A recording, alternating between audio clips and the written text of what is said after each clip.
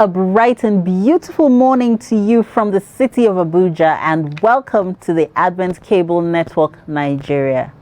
This is another exciting edition of Now Streaming, your morning talk show where we address burning issues, celebrate good news, and discuss topics that have the potential to change our lives. I'm your host, Mojisola, and with me this morning I have... Good morning, everyone. Good morning. You're welcome. Nice t-shirts. Thank you. Let's quickly dive into the trending news for this morning, Thursday, the 26th of August, 2021. Do remember to call in with your comments and questions. It's always a pleasure to hear from you. So this morning, let's quickly go to Niger Republic. Where NNPC is planning to open a retail outlet in Niger Republic. I saw that story. That was when the GMD, Mr. Kerry, was meeting with the public hearing by the House of Representatives Committee on Finance. And he was talking about how they want to curb smuggling, that the president have given a directive that they should curb smuggling of fuel. Petroleum. So that's why they want to do this. But honestly, I ask myself, if that is the solution, if a retail outlet is the solution to curbing fuel smuggling in this country, I think our government officials have come up with strategies to always defend their actions and ideas. They are puzzling actions yes, and even ideas. though if it is not acceptable to anybody, they just come up with it. Because I don't know how an NNPC retail outlet will curb smuggling. Because you want to put it in a country, in another man's country. And so that means you are selling the fuel from here at their own, under their own laws and rates. So to me, I don't see how that can curb it. Well, according to the article I read this morning, we were talking about other countries not being mentioned for now. Yes. They called Niger, but there's Chad, there's Togo. Yeah. There's so else? All of them. There is Benin. There's Benin. There's Benin. And so you see them, so when you are not, road, yes, all the way to Ghana, you are doing rail to this same Niger Republic. Yes. Now you want to still go and... Are you sure they don't want to annex Niger to Nigeria? So that's they want to annex Nigeria to Nigeria. That's why I said, to me, the man was just trying his best to tell us what we need to hold on to, so that it won't mean, because for me, as how can retail outlet, I wanted him to have explained how the retail outlet will curb smuggling. That's on a need-to-know basis. Because, and they don't think you personally, need to know. It doesn't make any sense. Like one of the former senators will always say, it doesn't make a common sense. So let's quickly move back to Nigeria. Let's really benefit of doubt and see how it will play out. Yes, at least they say we are consuming 60 million liters per day. Okay, so we want to increase our consumption. And so maybe we'll see if after opening that, the NNPC will come back to tell us that with that, we have dropped 10 million liters out of our 60 million liters per day. So we'll wait to see that. Let's see the outcome of that. Let's quickly come back and visit Imo State, where the governor, Senator Hope Uzodinma, has opted out of the anti-open grazing resolution of southern governors after meeting with President Buhari yesterday, and is opting instead for a collaboration between farmers and herders in the state.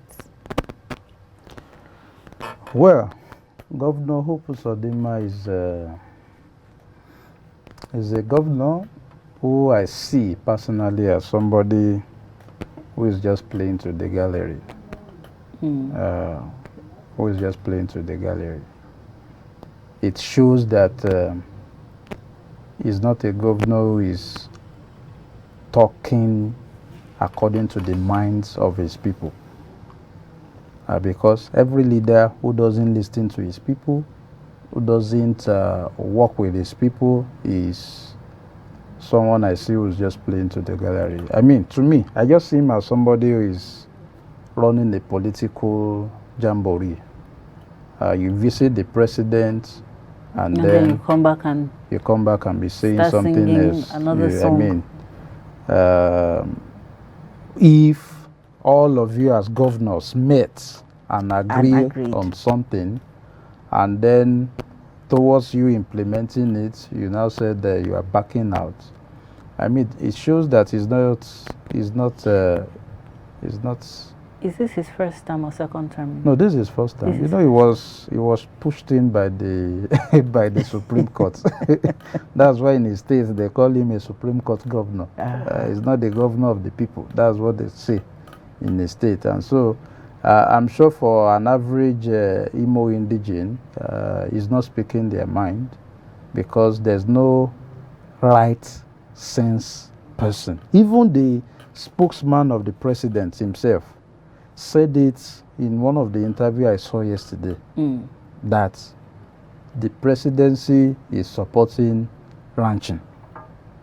And that's why the president is now giving states who are ready with the policy of ranching, they are giving them money. According to him, it's not only Castina that the federal government has given 6 billion for ranching. He has given some others. He didn't Would like really to know. Yes, he should have mentioned. He didn't really come out with it, but he was trying to justify that it's not only Castina. So, for a governor from the southeast to start saying that, to me, you just know that that's why it's so pathetic that when I see people quarreling over politicians, I just look at them that, I beg, instead of you to quarrel within yourself, it's for you to sit down with these people and demand proper things from them. So the man, to me, is just playing politics. I think so too. It's just playing politics. So too. I mean, he says, oh, there's peace in his state.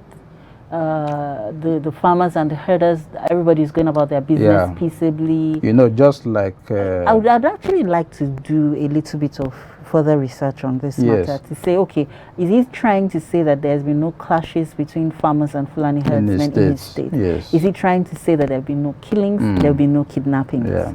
If he is, then he should tell us his formula so that other governors can work with employ it. that. No, honestly, you see that he doesn't even have any formula. He wasn't really I saw the interview. He wasn't really presenting any reasonable thing. He was just talking. You know, there is question. There is a man who says that you know the intellect of a human being when it's placed in front of a microphone. Yes, there are some people when they see microphone in front of them, things happen. They just start talking, and so to me, I would just see him talking. You know, we should stop. That's why I'm just praying that Nigerians wake up. That politicians don't just come and say, "I will do this. I will provide 10 million jobs. I will do this," without telling us what is your formula. How? Yes. What formula are you What using? do you want to do? Tell us the step by step that you will do. That we know that is realistic. So if he's saying not coming, not coming to talk, sweet mouth everybody. How did you do it? How are you going to do it? Tell us your plan A, plan B, plan C. If plan A is not working, they signed a memorandum of understanding, and I'm saying with who? Who did you sign it with? If you can tell us the who, then we know who is sponsoring these people. Then we also call them and say, let us agree that this will not happen again. I think Governor Hope Uzodinma is just. He's just playing to the gallery, and we hope that he will come back a second term. I think maybe some of our southern governors they are very funny. Okay. So let's come back to media, and the Nigerian Tax Tribunal has ordered the local unit of South Africa's pay TV company MultiChoice to pay half of their disputed 1.8 trillion naira tax bill relating to previous years. Yeah, to me, it's a good deal. I think MultiChoice shouldn't be running in this country Without collecting paying tax. monies from billions of naira on monthly basis. Yes. Because the net worth of MultiChoice in Nigeria is very high.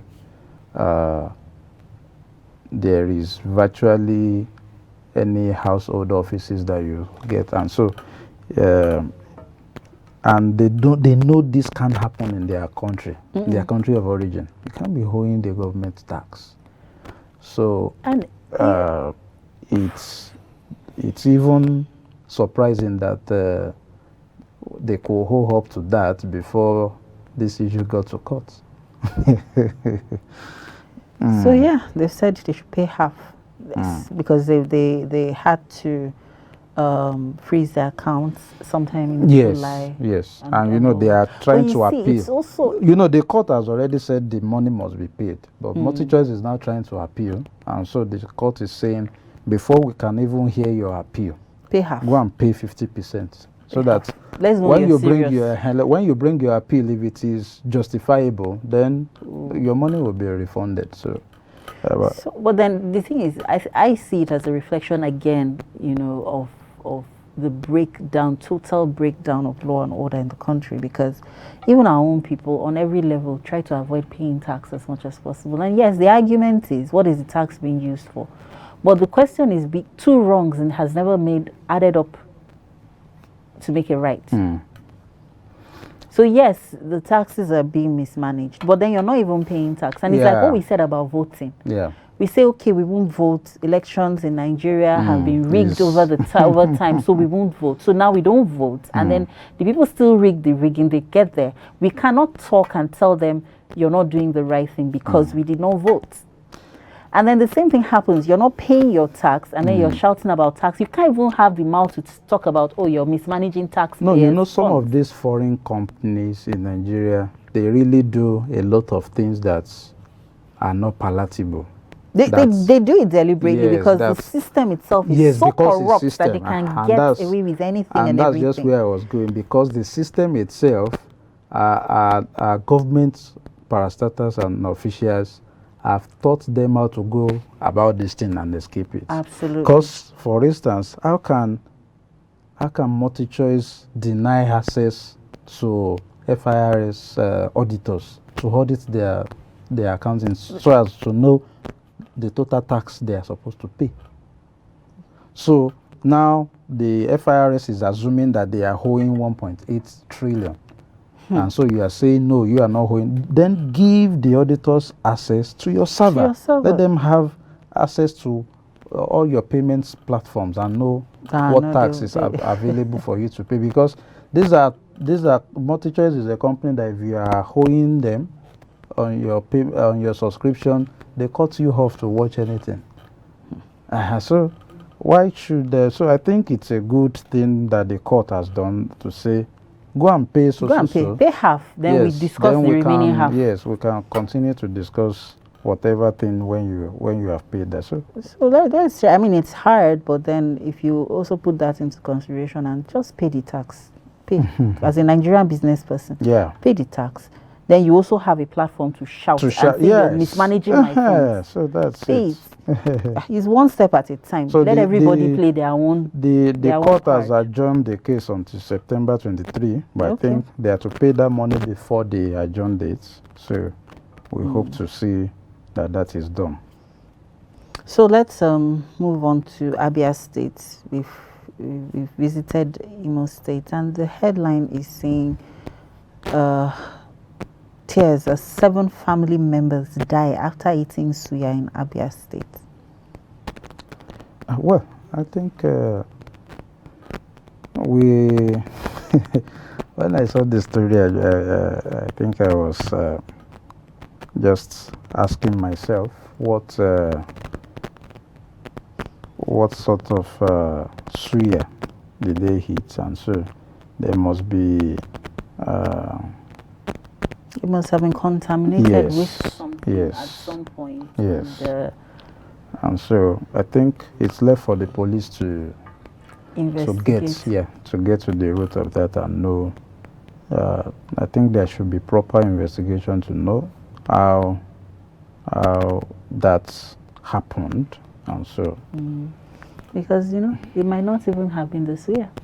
Yeah, that's It why I might have said been. It might have been something else. until we hear from the police investigation to know. But if while they were all eating this suya, everybody started vomiting, then we know that should. yes. So I think that story is something we should be watching out for to know what happened. And next story is from Jos Plateau State. I got a call at about 3:30 or thereabouts, or earlier. I can't recall the exact time now, to say pray, Jos is on fire again. Okay, even much earlier than that. I think at about 1 or thereabouts. That's about I got a message that pray for us, so Jos is on 24-hour lockdown again.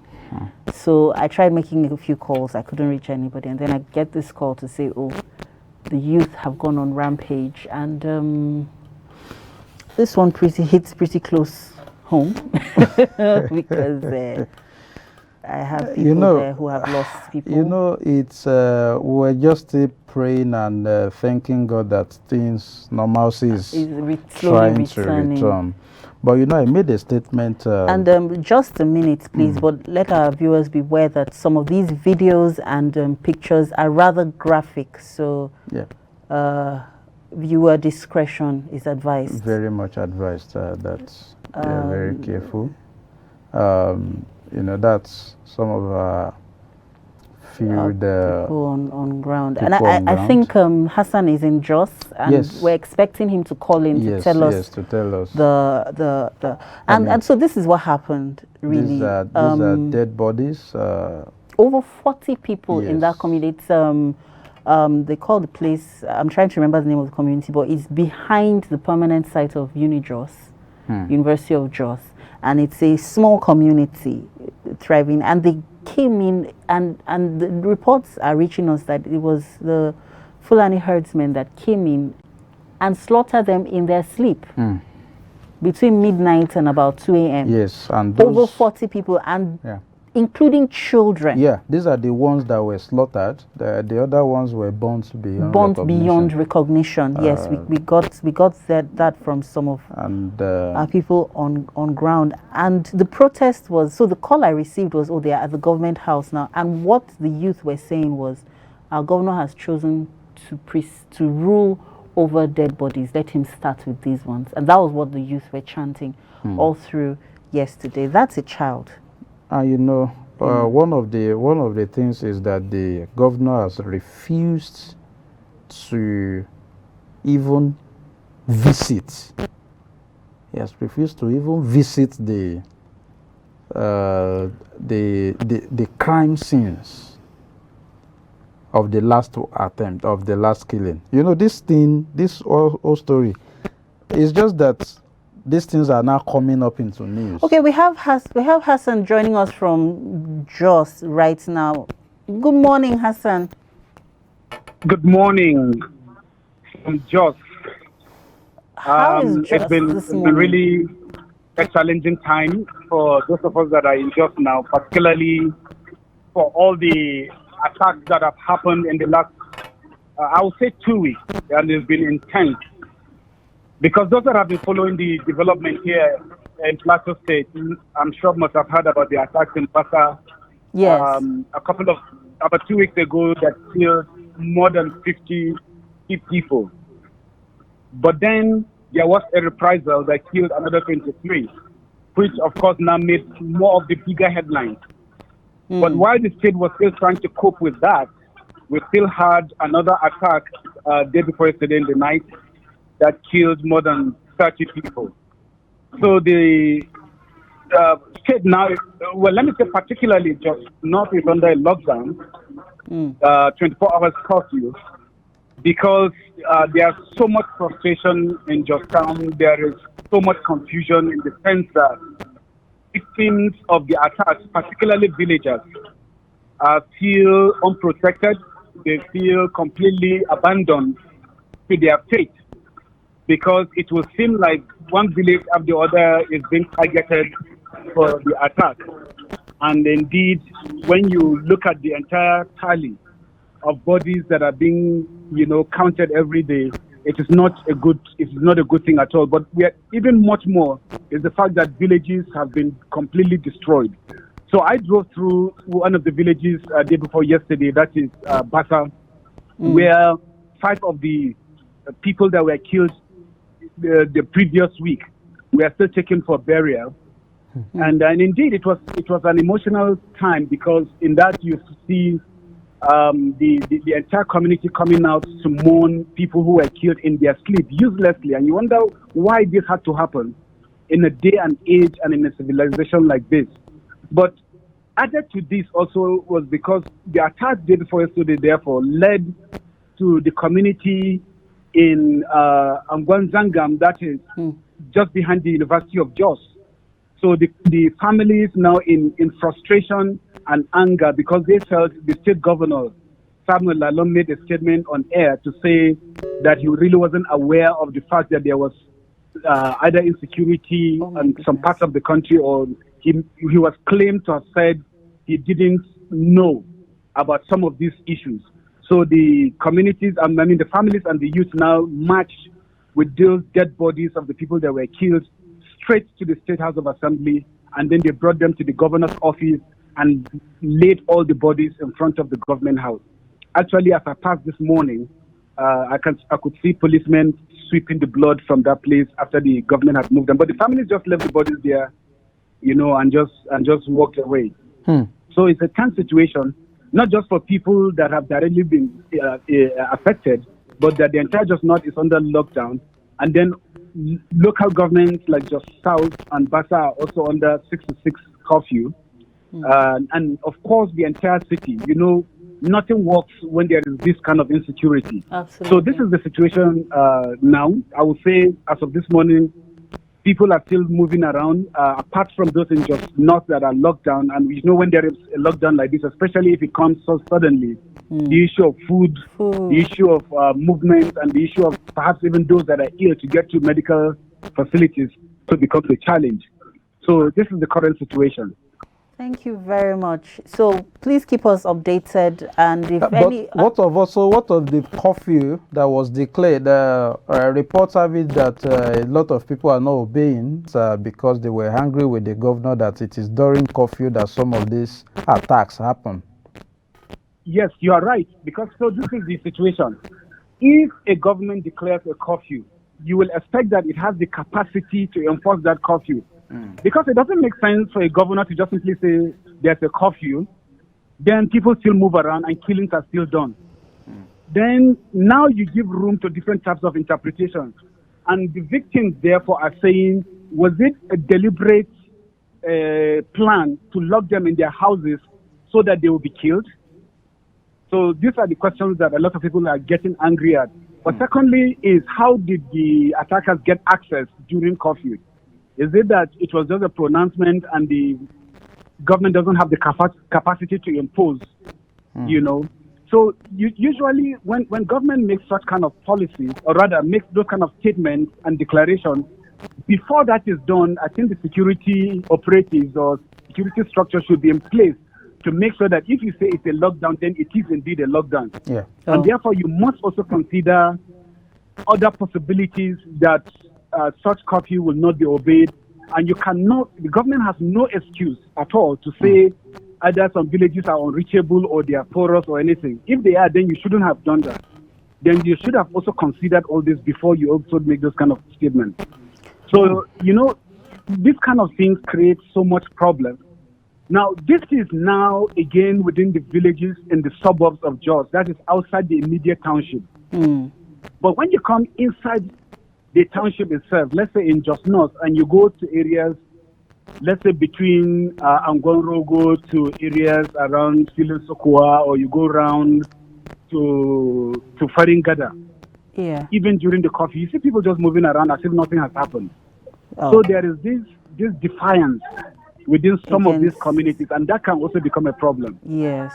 So again, it just leaves room for a lot of things, and that's why we are now talking the way we do when we challenge institutions and government. All Give right. serious Thank you attention very to much, detail. Hassan. Thanks for calling in. And please stay safe and keep us updated as the day unfolds. Thank you.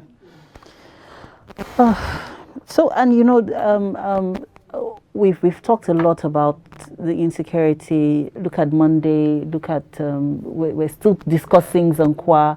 We're not done with that. Then we had the NDA, and now this, and the posture of the government is silence. Yeah.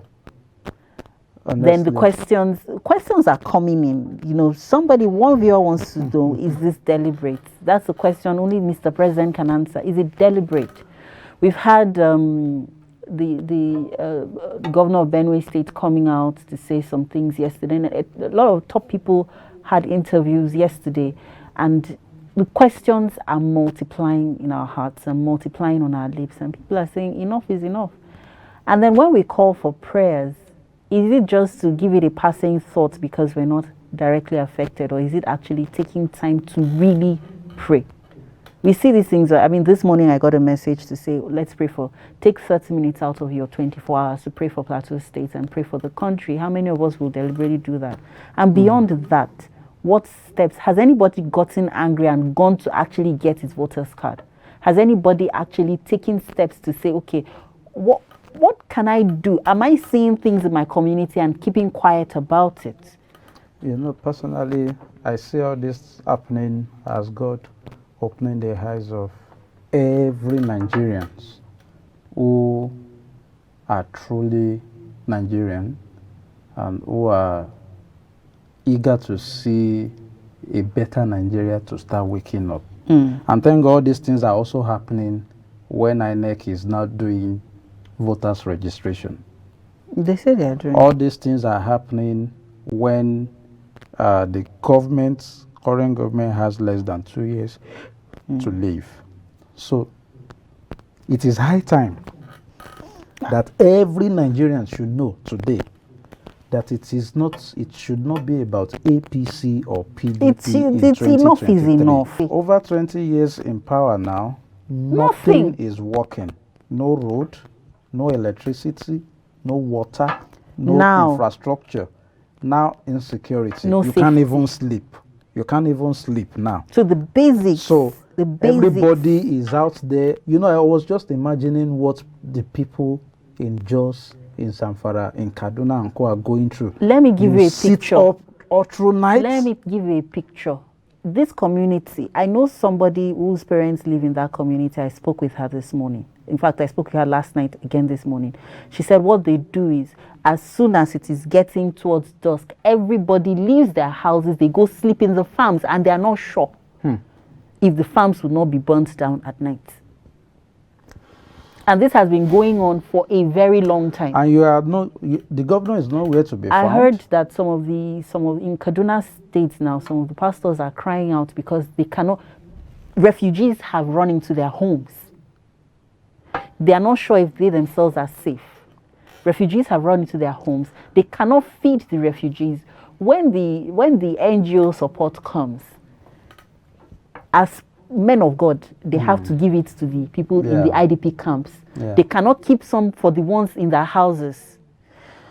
And you see, when the intelligence professor was talking yesterday on Channels TV, you know, I already knew that, no, this guy is vomiting a lot. But, you know, we know. But let's move on to the next. But so the next story is also in line with this. There's the College of Education in Zamfara State have confirmed that they received a letter from bandits saying they will come visit. Yes, no, of course. You can see the governor of Zamfara State has come out to also, you know, at a point in time, some of these political leaders get their conscience that has been killed, tries to resurrect. Maybe he's fainting before and it comes alive. The man has come out to say that there should be a state of emergency in the whole north. So, of course, when bandits write people now, you should know that you should obey them. either to do what they want Or quickly run away. or you quit the place, because the government cannot do anything. The governors are not, they don't have the capacity. The federal government doesn't have the capacity. So the college should just please close up until Now, this also further notice. leads to the next headline. You know, there was an interview with an ex-naval officer yesterday, and he says current governors, senators, Aso Rock officials were named by terrorists as sponsors during an interrogation. Honestly, I number one thing is, yesterday after watching that 1 hour plus video, I was praying for that man. I had Yes, to pray for him. I watched one. parts of it. I couldn't finish it. I had to pray for him because his life is in danger. Well, he said it because even the panel of interview, they asked him that, are you not scared with your life with what you have vomited? And he said he's no more scared. And for me, actually, what should he be scared for? Because even if NDA can be attacked and a major and Air Force lieutenant and co were killed and some kidnapped, so which place is safe again? And If these are men that bandits are armed, though. Yes, if bandits can attack that place and there was no reinforcement, there was no follow up to have arrested them, like say, oh, we got them, we're able to kill so we arrested and let us see them. Nothing is happening now. It's going Today to is 48 hours Yes. this incident has happened. Nobody is talking.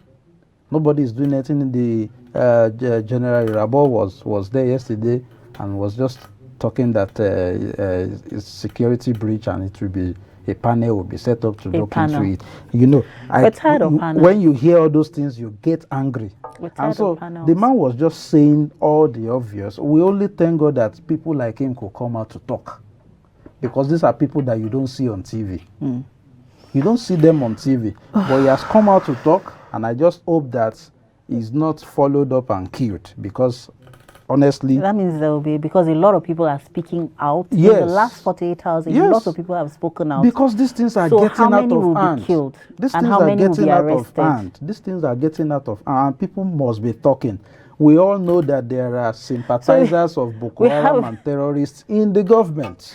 We have a Look at comment. We have a comment from a viewer, Look at and them. our viewer says, "Let him tell us the names and seek asylum in Israel or another country, because if he dies with the names unknown, we are still in trouble." It's true. I think for me, yes, it's a good advice for the professor. He's an international professor, so he should go out. You should quickly go out and then send us the names. And We then want to know who let these us people know them. are. Let us know We them. actually want to know. We all know that this government is hiding a lot. Possibly not just this government, the governments in the past. And honestly, for us as Christians, as devoted Muslims, as whatever, who loves this country should know that we are under serious threats. We are under serious threats. And people must wake up now and start talking. If you know anything, Say, let us know, Let's because the know. government is not going to say anything. look, it's a case. In fact, two The things. DSS will not tell us they don't know those who are sponsoring. Of course they do. There was one time that the Minister of Justice came out and said that they've listed those who are sponsoring Boko Haram. Up to today, Nothing. The you have matter not died a told them- natural death, told us their name. You've not taken them to court. and we're now granting them amnesty. And we are not granting people who are coming out of the bush. We don't even know where you are bringing them. You say you are granting them amnesty. Now, I don't know what they do go to President Buhari to say. Each time some of these governors go there, they would have said something that really made some sense before going there. Then they'll coming come out. from It's there, like, the same Governor Zulum was with the Buhari again yesterday or 2 days ago, and after coming out, he said, people should accept the repair. And you were the one who were also saying that it will be hard for people to accept this repentant Boko Haram. And after meeting the president, you now said not all of them are actually the killers, and people must. How can people accept those they know that if you are part of a group, you are part of them, either you have killed or not? outside of this country now, an average white man sees everybody coming from Nigeria as Nigerian. And do you understand? They're not seeing them as either you are doing Christian or Muslim or Yoruba or Kanuri. You are a suspect by the fact that you are a Nigerian. You're carrying the passport. But, you know, that's really all we can take. Already, thank you this morning. Thank you very much. For a riveting conversation. Please don't get depressed. There's hope. Let's just pray about it. We'll just be praying. The Bible has admonished us to pray for our Jerusalem. So let us actually do so. Yes. Let's not pay lip service to the prayers. Yeah. Viewers, thank you so much for sharing your time with us. Join us tomorrow for another fresh episode. Thank you and remain blessed.